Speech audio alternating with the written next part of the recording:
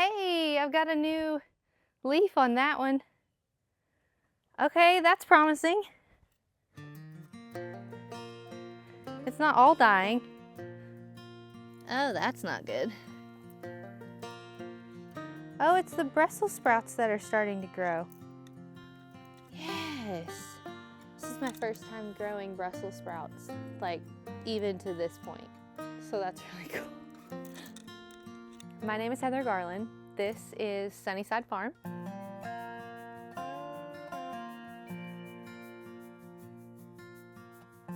We have been living here for around 2 years, just a little over 2 years. Up until this point, we haven't had the time or the energy to make this farm what we really dream it could be. But beginning this year, we're gonna work harder and hopefully get this farm producing enough food for us, for our extended family, for others, and I think it'd be really cool if you come along with us. I'm covered in pokey things. Ah! I'm getting poked, hold on. Eee!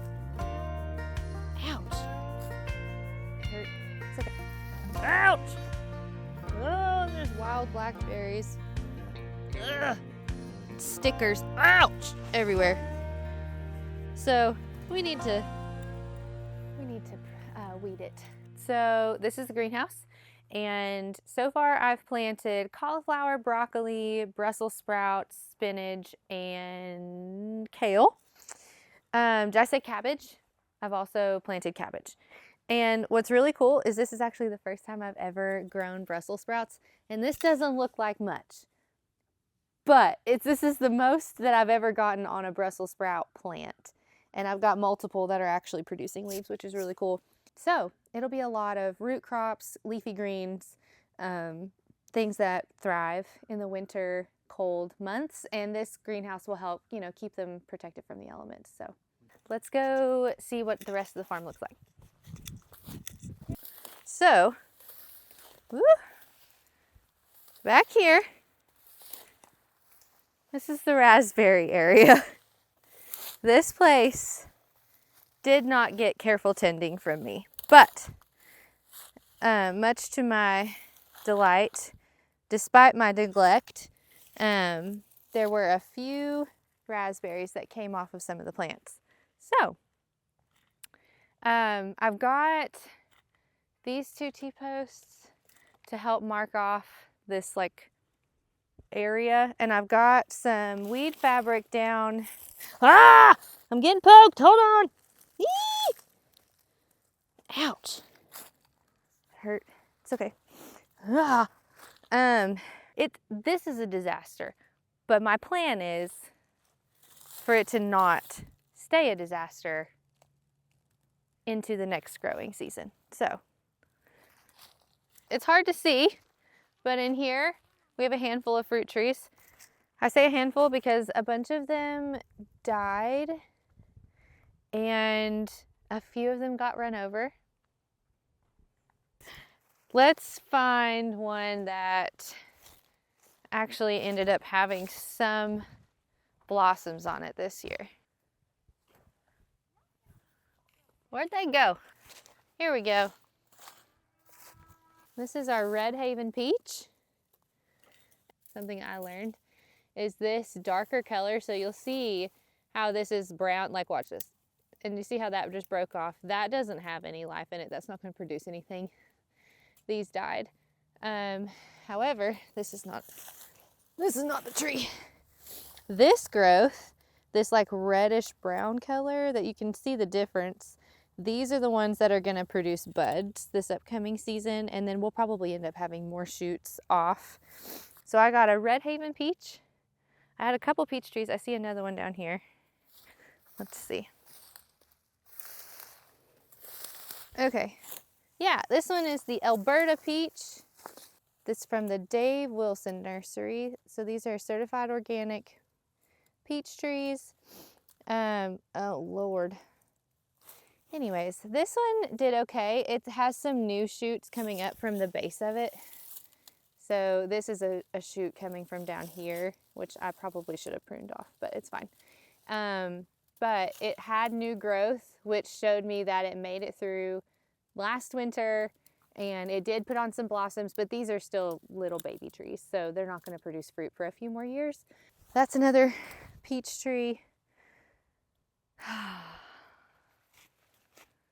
don't think the other ones did so hot.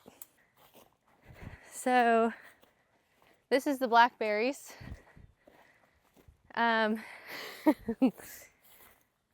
This past season, we didn't super keep up with them. We've got a 7-month-old, almost 8-month-old baby. And right when blackberry harvests start, she was born.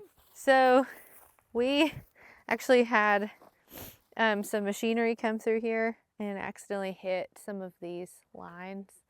So this trellis is just, I mean, the other side is completely fallen down. Oh, and there's wild blackberries poking me. Ugh. And stickers, ouch, everywhere. So we need to weed it. This one has been even more neglected.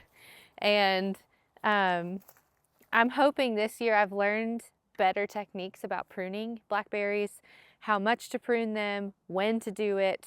So I am hoping this year for this to be extremely manicured, taken care of, clear out some of the brush on the other side, and then we'll really be able to get to them and we'll get to taste the blackberries that honestly, when they're in their prime here, taste like pears.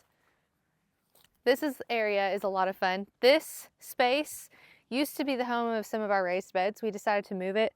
And also is the future potential home of another greenhouse. But for the meantime, I saw an idea of a deep bedding composting system for chickens. So in the winter, when they can't be moved around and rotationally grazed, there's not a prolific amount of grass and bugs and stuff for them to eat. It is beneficial for them to be on a deep bedding system. It reduces smell, it reduces pest issues and, mites and different things with chickens. So this could be the potential new home for chickens during the winter. And then when it's growing seasons, when we got spring, summer, fall, when we still have grass and the bugs are, everywhere, it'll be really good for them to be moved around to new grass every few days. So this is a raised bed area. So we have 12 beds in here now. Wait, yes. This year we're going to top dress them with some nutrient-rich compost. And then I'm hoping to get a bunch of the leaves from around the property. We have plenty of trees. Cover them with mulch. The leaves will protect the soil from moisture runoff, from nutrient runoff, and then the leaves will break down and add more nutrients to the soil, which will be awesome. So that's the game plan for these. And then in the spring, once things start warming up, this will be an area where we will get cranking very quickly. And we had some experiments last year, but they didn't go super great. But it'll be better this year. Anthill. Wow. This is the asparagus.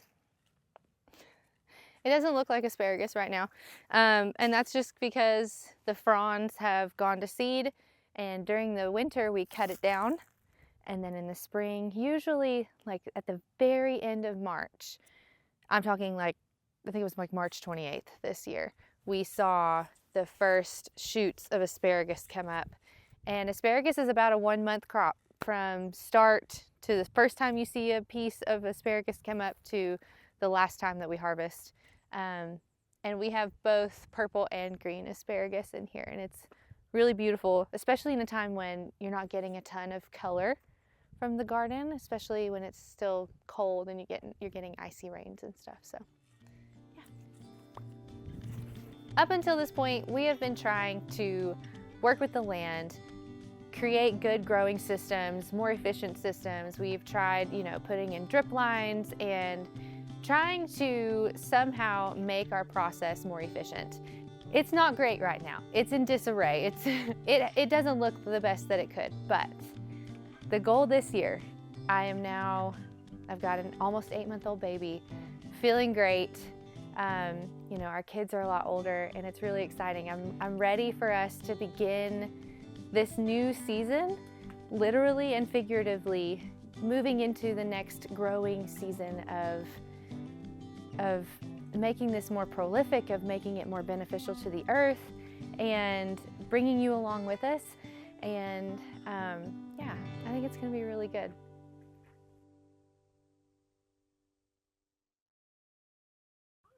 Don't play with that. That's not safe. Not a toy.